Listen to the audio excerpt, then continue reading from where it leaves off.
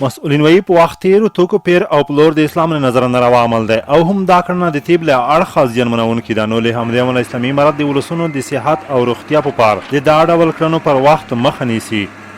اسلامي امارت د خپل ولس صحت ته ژمن ده. همیشه به انشاءالله دا کوشش کوي چې دی داسې په موده تیر مواد په یو دکان په یو دواخانه او په هیڅ بازار کې پرېنږدي. انشاءالله دا زموږ وعده ده چې موږ به بیا کوشش کوو چې څومره داسې مواد په دکانونو کې یا په مغازو کې او یا هم په دواخانو کې پیدا شي، انشاءالله هغه د دې موادو پلورونکي به موږ مجازات کوو او د قانون منګولو ته به سپارو. دوی زیاتوي په دې برخه کې هڅې دوام لري او وخت نا وخت د هټیو او درملتونونو څار ترسره کیږي څو په وخت تیرو توکو خرڅلاو مخنیوی شوی وي.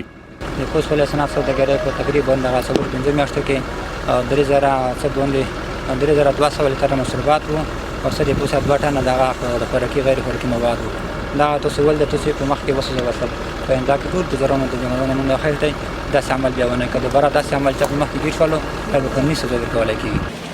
دا په داسې حال کې ده چې له دې وړاندې هم په مرکز او ولسوالیو کې د اړونده ادارو له لوري دې ته ورته په وخت تیر خوراکي او غیر خوراکي توکي راټول او په عام محضر کې د رسنۍ پر وړاندې حریک شوي او مسؤلینو لا هم ډاډ څرګند کړ چې په دې برخه کې به هڅې او څار دوام لري.